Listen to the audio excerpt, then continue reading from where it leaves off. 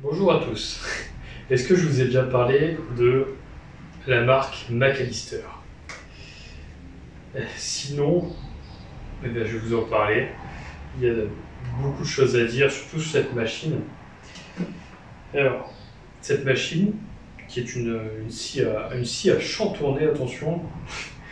Par contre, elle n'a de stylé que le nom. Parce que quand je vois cette machine et que je l'utilise, je ne sais pas si vous vous rappelez le film Spy Kid avec la montre multifonction qui fait tout sauf donner l'heure. Et bien là, c'est à peu près pareil. Je vais vous expliquer. Donc là, vous pouvez constater tous les dégâts qu'a fait la lame sur le support.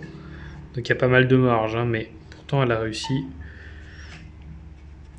à bien venir endommager le support. Support en plastique, mais bon. Donc un fait assez rigolo si on veut, pour cette petite scie à chantourner qui va quand même coûter la bagatelle de 160 €, et qui est d'ailleurs maintenant en déstockage sur Castorama. J'étais en train de la nettoyer, et d'un coup, j'ai cette petite vis qui est tombée de dessous.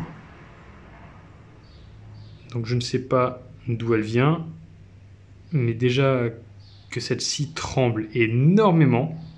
Si en plus elle commence à perdre ses vis, ça va être embêtant. Donc on va commencer par les côtés positifs de cette machine. Vous avez la petite boîte pour ranger tout ce qui est lames et accessoires divers. On a une lampe LED avec 3 LED, donc c'est très bien. Si seulement elle éclairait ce qu'il faut. Et en plus, il faut savoir que elle ne marche que lorsque la machine est en route. Allez savoir pourquoi. Ensuite, on a ici un troisième bras qui fait souffleur, donc que vous pouvez positionner pour venir souffler sur la suture produite par vos pièces. Ça marche à peu près, on va dire. Ici, un capot qui sert et de garde pour pas que la pièce soit entraînée par la lame et monte. Et en plus de garde ici deux visières pour protéger en cas de rupture de la lame ou autre. Alors ça pourrait être bien si seulement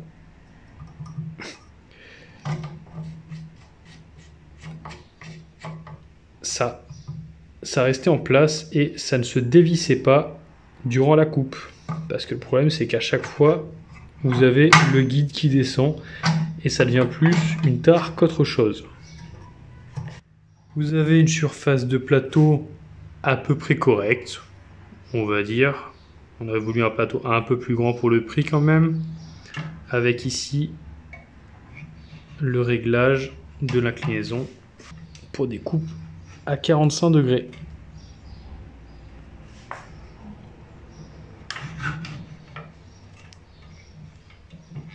Vous avez une vitesse de coupe variable, on verra ça tout à l'heure. Et ici, l'aspiration. Alors, petite particularité sur cette merveilleuse machine, c'est contrairement à toutes ses sœurs,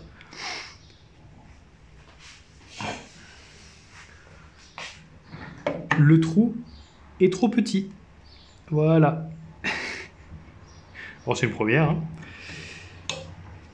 Déjà que chez McAllister, c'est un diamètre très très fin. Là, je sais pas ce qui va dessus. Au niveau du réglage de la tension, c'est ici que ça se passe avec ça. Ça sert aussi à régler la tension de la lame. Donc là, c'est serré. Et pour changer la lame, on desserre. Et ici, on vient tirer, on vient pincer la lame, tirer vers le haut et en même temps appuyer ici. Et là, vous avez la lame qui se désenclenche. Et donc là, vous pouvez l'enlever.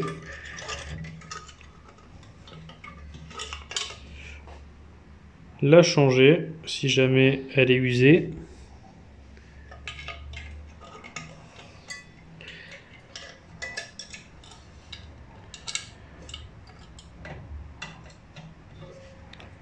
Puis la remettre.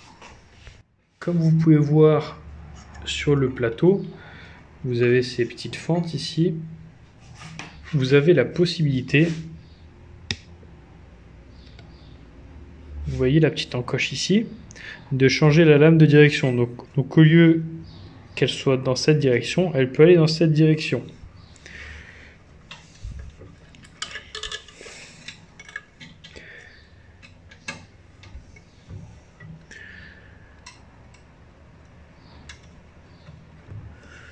Voilà, dans ce sens. Donc si vous avez une pièce assez longue et vous ne voulez pas qu'elle aille en butée contre le reste de la machine, vous tournez la lame et vous pouvez la faire défiler dans ce sens. Alors, à la base, pourquoi j'avais acheté cette machine? Je ne sais pas si vous avez déjà vu sur YouTube, TikTok, autres, des personnes qui viennent avec un beau morceau de bois et qui viennent pour découper un cerf ou un animal ou des formes comme ça. Ça rend très très bien. J'avais voulu faire la même chose, sauf que le problème c'est que la rigidité des lames et leur performance ainsi que la puissance de cet appareil, de tous les autres problèmes qui s'accumulent, eh bien, ça rend impossible ce genre de choses. En tout cas, impossible en une passe, peut-être en s'y reprenant à plusieurs passes, mais encore une fois, pour le prix de cette machine, ça ne vaut absolument pas le coup. Vous avez vu tous les dommages que j'ai sur mon plateau, et encore, cette machine, je ne l'ai utilisée que 5 fois depuis que je l'ai.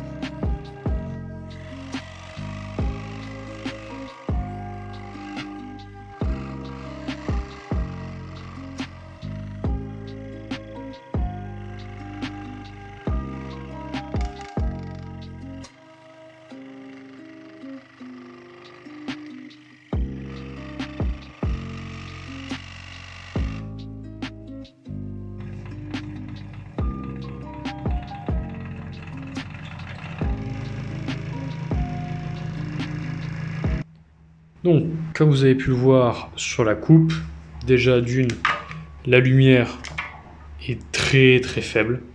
Elle très faible.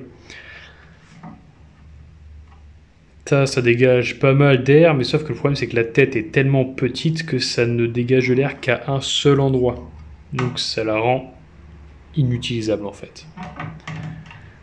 Je sais pas si ça rend bien la caméra, mais quand j'ai essayé de faire ma petite découpe, donc déjà ça c'est l'angle le plus fin que je peux espérer avoir avec cette lame et cette machine. Pourtant la lame est tendue comme il faut, hein. Je sais pas si vous avez vu, mais la pièce a failli m'échapper des mains alors que je la tenais très très bien pourtant. Alors en soi, pour du MDF ou du bois, du balsa peut-être, à la limite, ça peut être une machine qui reste acceptable. Ce que je lui reproche, c'est qu'avec toutes les options, donc c'est-à-dire la lumière, le troisième bras soufflant, le petit boîtier pour ranger les lames, le plateau qui s'incline à 45 degrés, la vitesse variable, etc. Je pense qu'ils ont voulu en faire trop sur une seule machine. J'aurais préféré une machine qui coupe à la perfection plutôt qu'avoir toutes ces options qui, au final, restent inutiles parce que je ne me sers jamais du bras soufflant, ça reste en plein milieu, c'est difficile à ranger. Pareil pour la lumière. Je suis jamais servi de l'inclinaison du plateau parce que de toute façon, vous ne pouvez pas faire de coupe précise avec. Donc, 160 € pour cette machine qui en plus prend énormément de place. Si elle avait été performante, ça les aurait valu. Sauf que là, il y a trop de soucis, encore une fois, sur ce genre de machine. À vouloir trop en faire, et ben du coup, on en fait moins.